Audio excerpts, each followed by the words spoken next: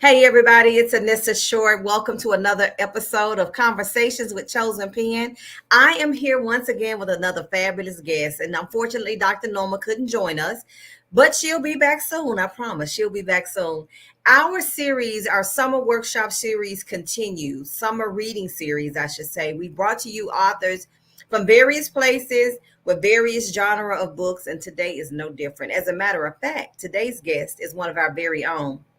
Suzetta Perkins.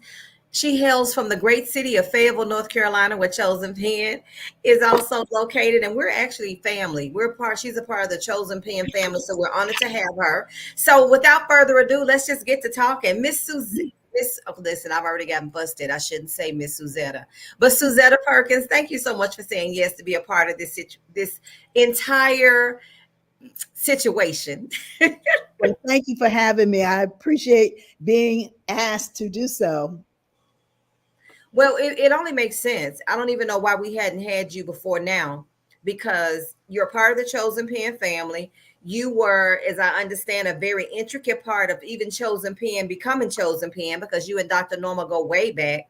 So our apologies for not extending the invitation sooner, but it's better late than never. You've had a lot going on, and you've got books that you've written that we want to know about. But before we get into that, let's talk a little bit about who you are.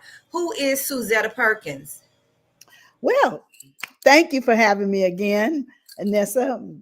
Appreciate being on your show. Well, anyway, I hail from the great state of California. I'm not a North Carolinian, I'm an implant. I was born and raised in Oakland, California. And I ended up in North Carolina by way of a lot of other states due to my husband being in my first husband was in the military. I have to say that. And my second husband, he was a contractor overseas. And that's actually kind of where I met him. But anyway, and it brought us to Fayetteville, North Carolina. And I am the mother of two grown children and two grown, one is grown. One is one of my granddaughters is a student at North Carolina A&T. She wanted to get away from her parents who were in Georgia. And so she came all the way to North Carolina A&T and not too far from her grandmother. And the other one is in high school. But anyway, I am a graduate of Fayetteville State University, where I also worked for 29 years and retired a little over 3 years ago. So, Susetta, for those who may not be familiar, Fayetteville, North Carolina is a military community. So I oftentimes say 8 times out of 10, anyone that you meet is a transplant here. Either they were active duty military or married to someone with active duty military, or a child of someone that was active duty military. And so that's how you fall into the equation. I myself came to Fayetteville because of my husband's federal job, not military related, but because as federal employees, you can transfer and, get placed in different cities and states. Fayetteville became our home.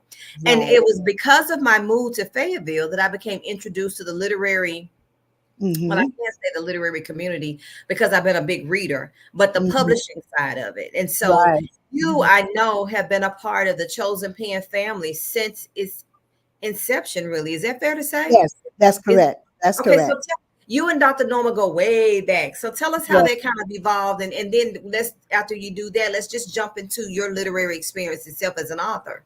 Okay. Well, Dr. I always call her Norma because I knew her that way, but Dr. McLaughlin and I both worked at Fayetteville State University. And that's where I first met her. And then she left after a while, I guess, to do her, to teach at her own school. And it was years later when a particular person had an event near I think it was near Rayford, I believe it was. And I was a featured author at that particular event. And that's where I ran into Norma again, or Dr. Norma, excuse me, Norma again. Anyhow, here I go.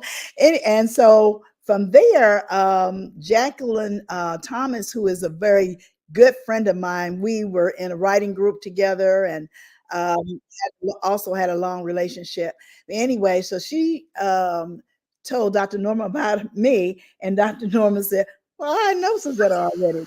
And so from there, she invited me to come. She was mentoring some of the women at her church who were aspiring writers, had not published a book at all.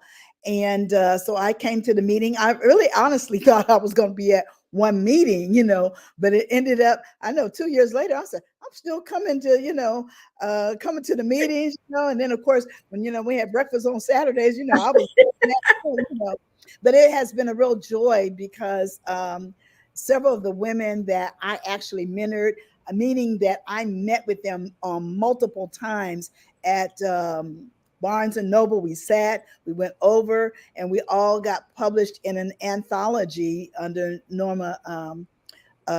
McLaughlin, excuse me, Chosen Pen. And from there, kind of my fate was sealed, with the group, and I've been with the group. And that was probably back, because I know it was pre-pandemic. It was probably 2017, if I'm correct, that, we initially started that. She may have been kind of in the throes of it, but that when I came in, it was 2017. That sounds about right because I became acquainted with her in 2017 because I had my first manuscript for my first book. And so I met her at a networking event. And in the course of conversation with her, she made reference to a writing group that met on Saturdays. And so that's probably what was going on. I never attended any of them, but I remember her making reference to there being a writing group. And I remember when the anthology was published, it was published right around, not soon after I connected with her, I think it was. Somewhere in that range. So now that anthology project was not your first, is not your first literary project though, right? Suzetta, you've written. Oh no, I had a number of books, probably 10 or 12 by that time. I was previously published with a major publishing house. I was through Straber Books, which is an imprint of Simon and Schuster. And so my first 12 novels, were through them. And I was very fortunate because I didn't tell anybody I was doing a lot of writing, but I was, and I was going to a lot of literary events and what have you. And I know authors were saying, "Girl, are you spying on me? Are you, talking to me or whatever, But I was trying to get as much information that I needed, to push me forward because I didn't say, but I've been writing my whole life, really. As a young kid, I've always written. I've always had this imagination, this vivid imagination. And so, I always told my mom that I would do this. And of course, it's the fear of the unknown.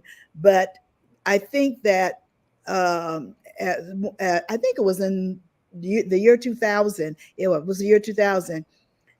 Something happened dramatic in my life. And I'm like, I'm going to do this, and then, having gone to all these literary events and so forth, really helped to push me and propel me forward, That sounds good. So I got an agent.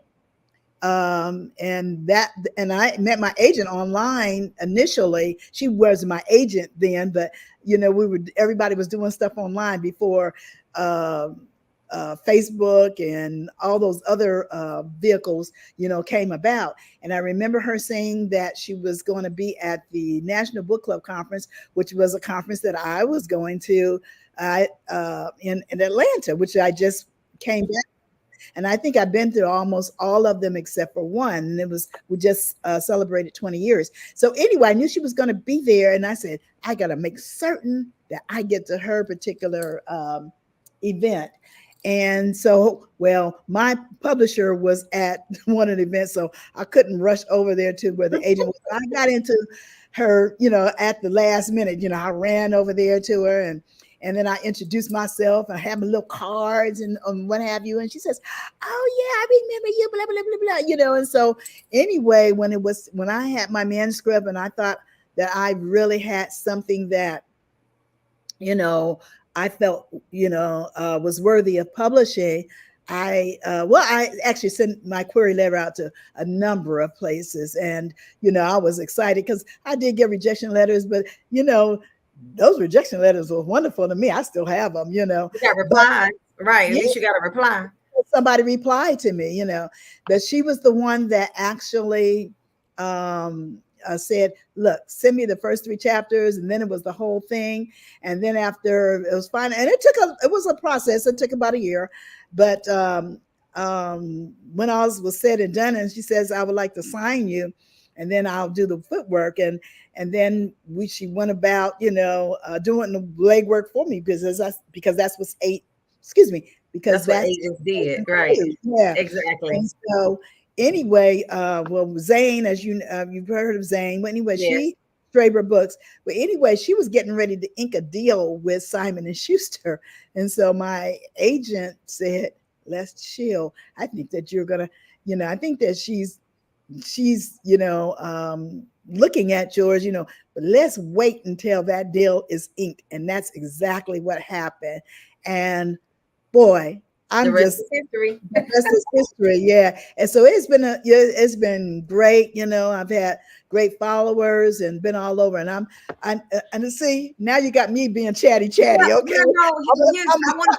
Well, let me tell you why. I didn't want to cut you off. Is because I wanted you to share your story. Because as Yeah. you know, you made very valid points. You made reference to the fear of the unknown. You wasn't really sure what you wanted to do, or whether you wanted to take the leap. Then you made reference to the fact that you had an agent and you attended all these conferences and things of that nature because you wanted to understand the business, right? Right. And Mm-hmm. although you had a great imagination and you were able to put pen to paper, there was still a learning curve. And Yes. the thing is that many times, well, I'm gonna say from my own experience, I've come into contact with a lot of people who have chosen to self-publish, but they've not done the work necessary. Some of them have, but some of them haven't. They have Mm-hmm. not done the work necessary to invest the time to really understand, or Mm-hmm. to pay the money to get the proper training and for the exposure. But it sounds like because you started off with a traditional publishing house, that desire to get the book published and your willingness to be a part of the traditional publishing circle gave you everything you needed to know so that when you transition to an indie author, you were on point. Is that fair to say? That is exactly right. And even just let me add this, because they had, even though I had editors to look at my work, because you don't want to give a ratchet looking manuscript to somebody, because I would say with Zane would be hard, I mean, like she would say to all of us authors, use your spell check, Exactly. this is da, da, da, da, da, and it just made you better. But they had their own editors at Simon and Schuster. And Mhm. the thing is that when I would get those things back, and sometimes, okay, I handled the board of trustees, I worked in a big office when I was at Fayetteville State. And I remember on board day, now that's my biggest job. It was like 95% of my job. I handled the board of trustees 24/7, but the day of the board meeting, because I had to handle this whole gamut. But I got an overnight package that I had to get those things redone. They had all these edits. I had to make all these changes and all this stuff and all these little flags, and I was Yeah. nervous get out. But it made me understand the whole editing process. That's what I wanted to Right. say. But As well, that was good. That was good because people think proofreading on their English teacher can do the edits, and it's not the same. no. And the more I did it, because I had 12 years of it, I got an understanding of what the editors look for, and then of course I got one of their books to find out just what it is that they do like and require. But we got that same knowledge from our imprint publisher as well, Mhm, mhm. what editors look for, what they don't like, Right. even she would tell us okay, you got 250 the word just in here, or the Uh-huh. word because. Editors don't like that They stuff. don't write. Ah, I'm so glad. Thank you. Look, I never thought we would talk about the literary community or Yeah, the yeah, world from this yeah. perspective, but it's good to know because we Mhm, have people that watch, and I've had conversations. Now, keep in mind, much of what I know, I've learned as a result of working with Dr. Norma, and I know that mhm. and when I have conversations with new clients, I tell them, I said, well, your book is going to be edited. It's not necessarily changing your storyline, but here's the deal. there's a lot of redundancy. You can have a lot of repetitive phrases that need Right. to be weeded out. And then there's a lot of use of, when you speak, we use a lot of adjectives, but in Right. publishing, you don't use the adjectives. And so that's going to be taken out. And I just give those practical examples in addition to everything else, right? Mhm. But you learned that from the traditional side. What made you shift into the indie community? Now, for those who don't know, indie authors are pretty much self-publishers. So what Mhm. made you make that transition? Was there anything in particular, or you just felt like, I could do this myself? Well, what it was is our imprint publisher was no more, Okay. and so that was the break there. So um, initially I thought it was mine, but it was the whole line. Even though uh, they're still on back order under that at Simon and Schuster, because I still get royalties from Simon and Schuster. But so that's the reason. That's the reason why, And I wasn't even certain that I could do it. But it's knowing, folks in the industry. Like I said, Mhm. I mentioned earlier, one of my really dear friends, and still is a dear friend, Jacqueline Thomas. She actually worked with a publishing house, so she helped me with my first two independent books. She helped me with it, and then she told me, "Girl, you don't have to forget your Hewlett Packard and get you a Mac," right? Yeah. And so, so yeah, but that's how I started, and that's why I wasn't certain that I was going to do it, and I thought maybe I wanted to go with another publisher or whatever. Yeah. But then as I started doing it, even though I have gotten offers to do, in fact, Kensington actually asked me to send them something, but Black Diamond, when she saw, she says that's a sequel, and they wanted the whole thing. But see, I already Okay. had published Fallen Leaves, Fallen leaves, I right. actually talked to the person again, and that's what these conventions and so forth are about, is meeting prospective publishers and agents and things like that, Yeah, because right. they are there. And so she says, Suzette, I'm still looking for something from you, but I am not certain that I even want to send my next I one, which is understand. almost finished, Yeah. because because I promised myself I will go and pump it up this year, right? On your And own. And you I'm do a doing great job on your own. You really yeah, do. and I'm doing I ain't gonna say, but I'm doing real well with Black Diamond and Fallen Leaves, and like I said, I kind of slacked off, after the pandemic. I think most people did, Yeah. but I'm really gearing up. I mean, I had two book clubs in 1 week, to do, and it's just been so phenomenal, And I will say this, and before I'll slow down a second. I actually got a deal, and I've already inked the deal for my books to be on Audible. So, Oh, that's that's just, excellent. yeah. So I'm really for Fallen Leaves and Black Diamond. So I got an offer, and I've actually signed a contract and everything. That's So excellent. I'm excited about that. And you should be, and you should be. I want to make reference to Jacqueline Thomas again because she was very instrumental in assisting Dr. Norma with getting Chosen Pen Publishing established, as a matter of fact. Hmm. And so, Hmm. while for the sake of those who may not understand, let me just add this little caveat: is that Suzetta had been working with a traditional publisher for years. Chosen Pen is a publishing house, but we're not traditional. We're more of a hybrid. We help those who would identify themselves as a self-publisher who have no clue what they're doing, or either they don't have the time to do it. That's basically what I say. We help the person who does not know, or we help those that do know but don't have time. So let's talk about Fallen Leaves and Black Diamond, because you just made reference to both of those. Now, I've Hmm. read Fallen Leaves, Hmm. and Black Diamond is like the continuation. And I will tell you this, is that when Fallen Leaves came out, and my mom and I both read it, my mom said, I know for a fact that there has to be a subsequent book to follow this. Yes, yes, yes. Oh, yes. Okay. You wait on me. Yes. In fact, because of Gypsy's journey in Fallen Leaves, it had to be continued. Yeah, Her work with the Black Lives Matter movement yeah, is not done, and I wanted to give Gypsy life. I really, my heart went out to her because of her beginnings and so forth, yeah. So we see her her elevated in Black Diamonds. I mean, her whole life has changed, moving from Fayetteville, North Carolina. Boom. I have to give my kudos to Fayetteville, and moving to Los Angeles, California. I'm from Oakland, but I had to always go back to my home state every now and then. Anyway, so her life, I will give you a clue. She does get married in this one. And so I take her on a trip. I take her places that she's never been in her life. But through it all, she finds out that the Black Lives Matter movement is alive and well across the globe. Okay. All right. So she becomes very engrossed in that. I don't want to tell the whole story. Well, please don't, because we want them to buy the book, right? Yes, right, right. In the story. But, even coming home, she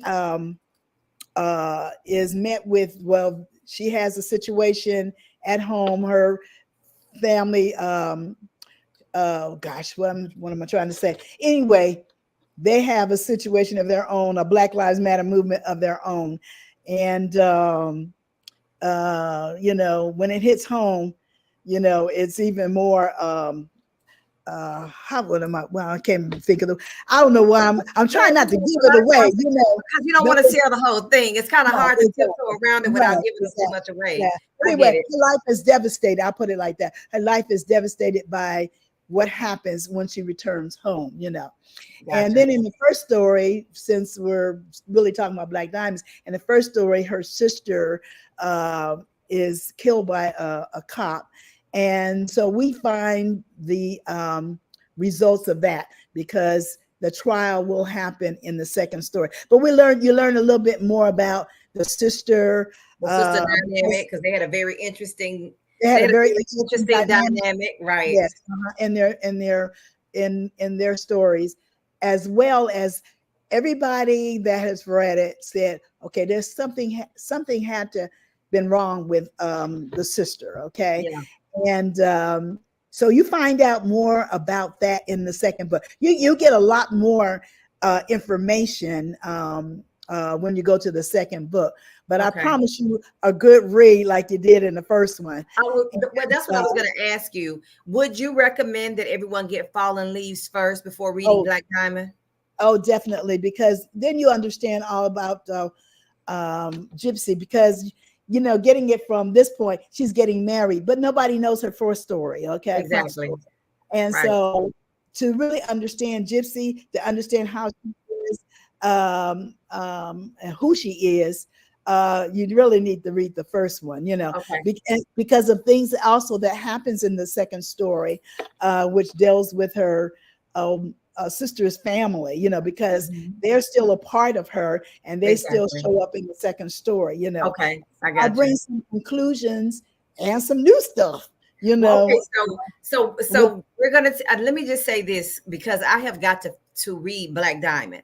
But my mother and I got Fallen Leaves because you finished it right at the cusp of the pandemic, if I remember correctly, right? It was done. Right. So we read it, and I was like, "This story is so good." It was like watching a Lifetime movie. I mean, it was really like watching a Lifetime. I don't even say if it was a movie. To me, it was more like a sequel. Like you may have watched 3 or 4 episodes of, So when it was over, my mom said there has to be more to this story, and I told her, I said, "Yes, she's already almost done with it," because then Black Diamond came out. So we got a copy. I got uploaded her a Kindle version, and I got I got my version.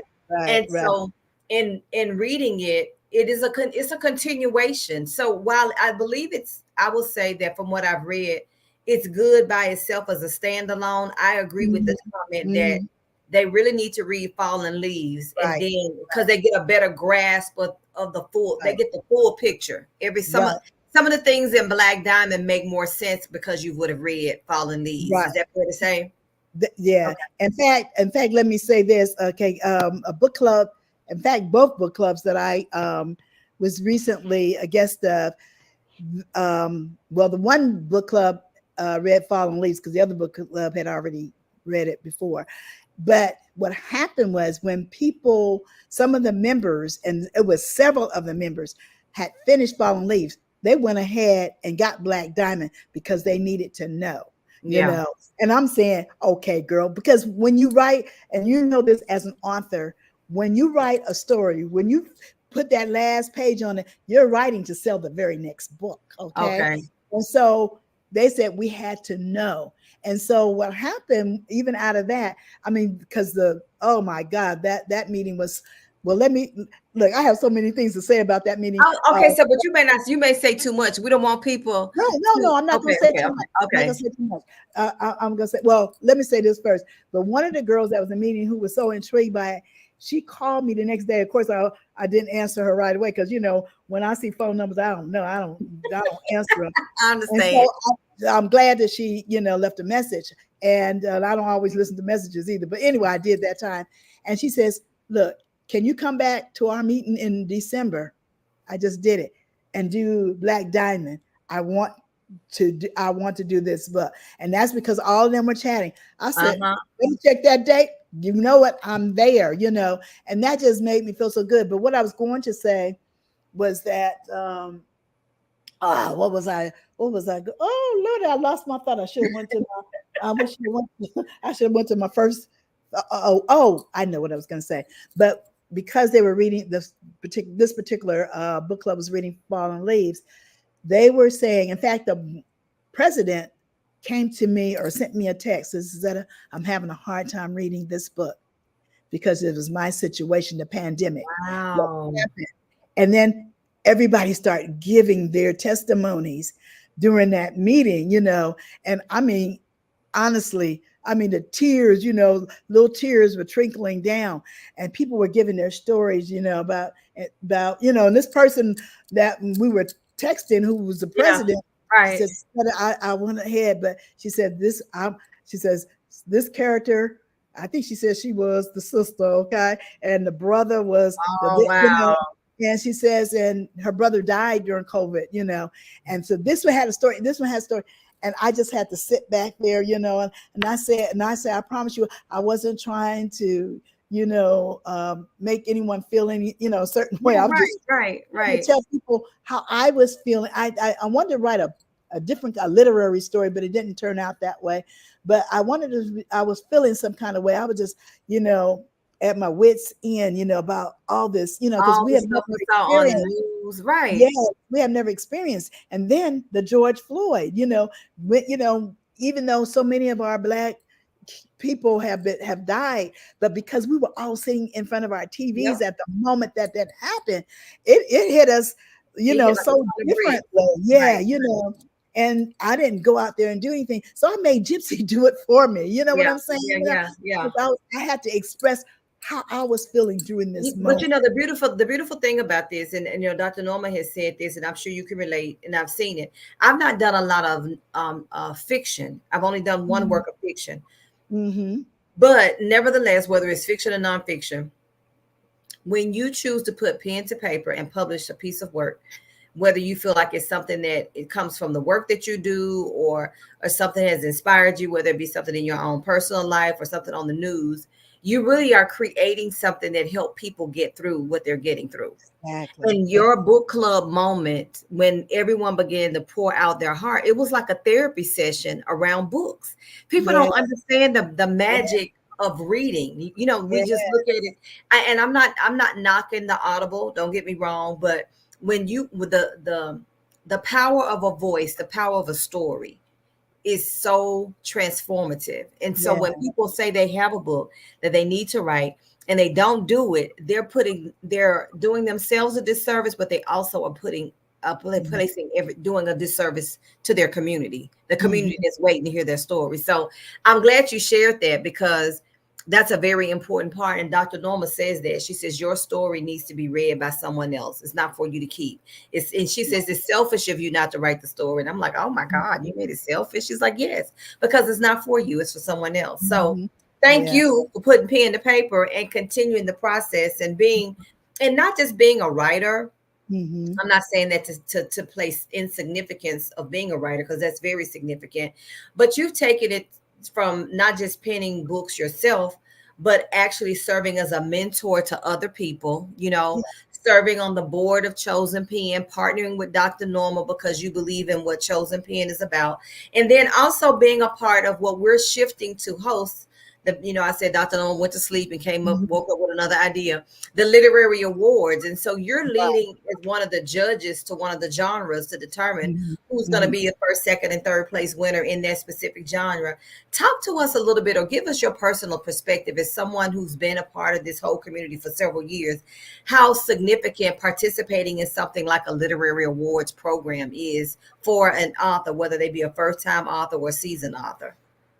I think it is very important, to get your work out in front of someone. I actually submitted to the NAACP, and Uh-huh. no, I didn't, get nominated, per se, but I felt really good about doing it because I felt that, for me, even like I say, even though I didn't get chosen, but for me, I felt that I had come a long way with my writing. I've seen, my writing evolve over the years. And to me, it said something about myself that I believe in myself. Right, right. So, yes, I think that it is very important. And I just want to say this before we get into the literary awards thing. I also, through my church, which is Lewis Chapel Missionary Baptist Church, we have what you call life groups. And I started a life group. It's called Literary Inc. through my church. And so Okay. that's what I do on Monday nights. Yeah. We're off this particular month, but I do that. And I've actually got one person published. Oh, And wow. yes, and then through our church, our pastors saw it not robbery to allow us to have a book signing at our church for authors who were um, from Lewis Chapel authors. I'll put it like that. That's excellent. And it was awesome. But it has been amazing. I love it. I love giving back. That's the Yeah. other thing I wanted to share. I love giving back. I love to see them because once they saw the one person get published, like everybody's real. I think they were already those who are really in it to win it, were really Right. striving. Yeah. So yes, back to the literary awards.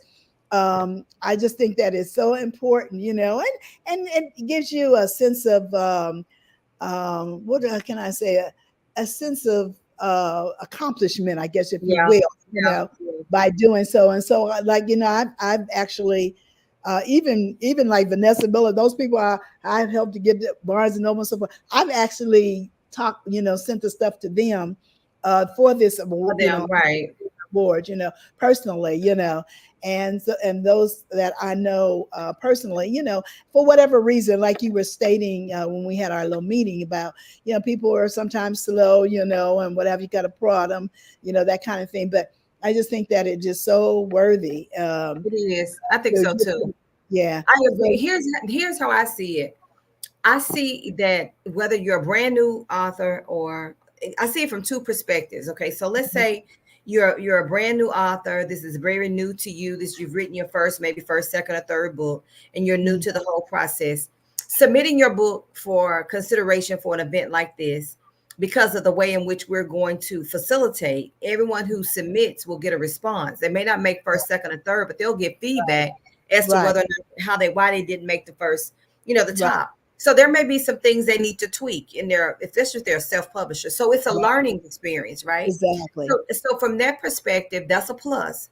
You're Hmm. being submitting, you're being willing to submit your book gives you opportunity to get better, to get Yes, better. Another yes, thing is that you're submitting your book automatically gets you exposure, because if I don't know you, if we right, don't know you, if our team doesn't know you from Adam and your book is submitted, now we've got to look at your book, check out your name, read your manuscript.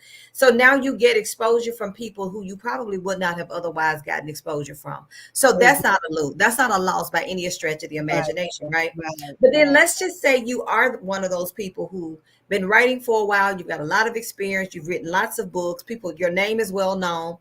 Your willingness to participate in an event with Chosen Pen may not be as prestigious as one might think. But let me tell you something. We got Cyrus Webb as our master of ceremony. He's our Mhm. media partner. Wonderful. Cyrus Webb carries a lot of weight in the literary community. And Yeah. so because you choose to support Right. Chosen Pen in hosting their very first, you are like our cheerleader in a sense. You know what I mean? You're not just doing this necessarily for Exactly. your own recognition, but it's about partnership and collaborations. This event can only be as good as those who choose to participate in it. So there are Exactly. seeds being planted, and there's a biblical scripture that says, "Plant one plants, another water, and God Well, gives the increase." right. You know what I mean? Exactly. So how do you Exactly. not know that? Well, we know that by participating, you're going to get better if you're brand new. But even those who are already, at the point of excellence, your Mhm. partnership and your support of this event is going to plant a seed that's gonna reap you a harvest as well. No doubt about it. Now that's just how I seem to look at it. I No, choose and you are so right, because I will say, while you were talking about that, I can't recall how many submissions I've made, but I would enter those contests, and that made me feel good. And I said, and then when you see who won or whatever, and I said, okay, okay. Then I said, did I really write this? And all it did was, because I am serious about writing. right. It's my passion. I wanted to get better. So I kept doing. I said, well, maybe one day, okay, I may, get an award, and if I don't, okay, but I have gotten a couple of excellence in writing awards. So, okay, it has paid off in that way. And all it does is help to motivate you to even do better, to Yeah. excel. And like you said, exposure, because I'm sure that, when I got those excellence in writing awards, and I put them on what you call it, then I got these things. Okay, to do a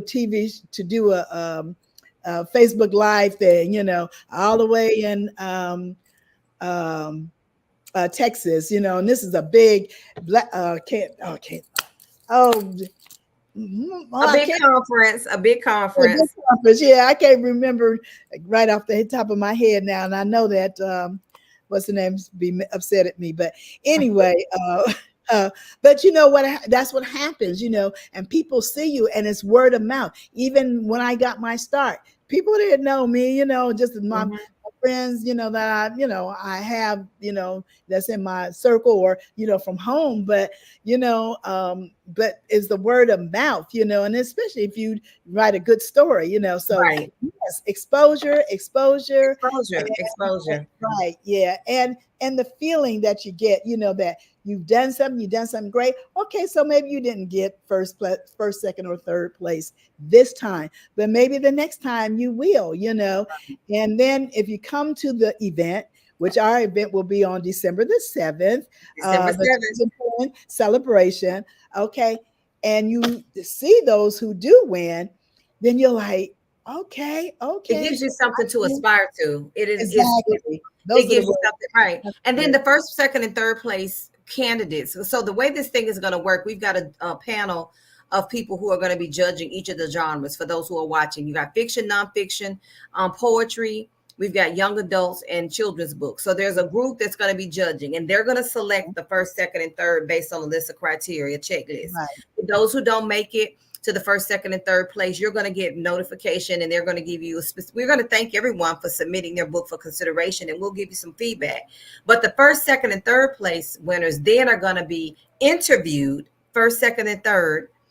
And we won't know who the first, second, and third are until December 7th. But if you make it to the top three, let's say it that way, they're going to be interviewed by Cyrus Webb on his Conversations Live or either his Amazon Live, one of those platforms. Then there's going to be a vote. And that's where everybody's going to vote who should be first, second, and third. And on that night, December 7th, we'll be awarding. I don't know if we're going to do first, second, place, third, or what, gold, silver, or bronze, but nevertheless, so the exposure, it's just one of these things where even if you don't, I would like to believe, even if you don't make it to the top three, the fact that we get the book and we look it over, you don't know. You could end up being on our podcast. You could end up being on somebody else's podcast. Right. Just because you don't make first, second, and third place doesn't mean your book didn't have value or carry weight. It just didn't make it to but then there's an opportunity for doors to open for you to be interviewed on other platforms, to get additional exposure. So you never lose. You really never Right. lose. Right, because recommendation is powerful. It really Okay, is. and that's what we do. I read a book. Oh God, you all have to read this book, and that's Right. what happened. And I'm a book club president, so those are kind of, even though in my book club everybody gets the opportunity to choose their own for their month. Let me Right. ask you,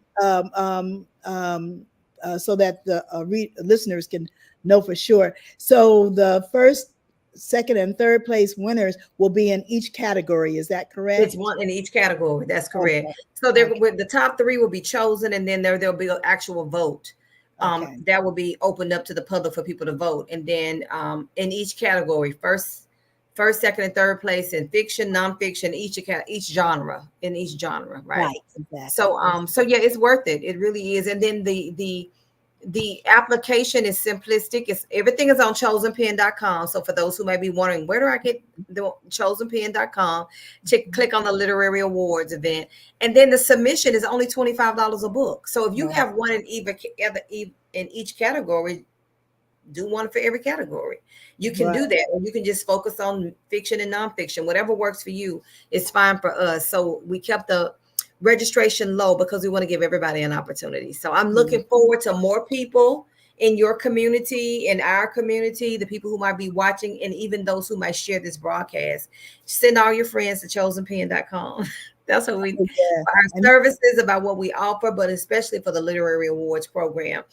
Suzetta, it's been a pleasure talking with you. Now, I got your website, SuzettaPerkins.com. That's where everybody can connect with you, learn more about your work, and then they will be able to be directed to where they can secure copies of your books. Is that correct?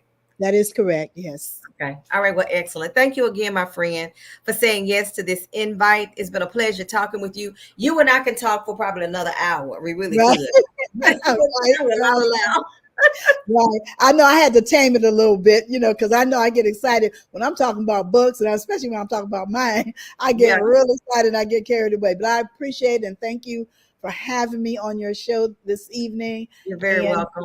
look forward to the literary awards. And as Anessa said, please, if you have a book that you've written in the last couple of years, please go to chosenpen.com and submit $25. That's a That's small that's a amount to small pay. investment. That's Yes, right.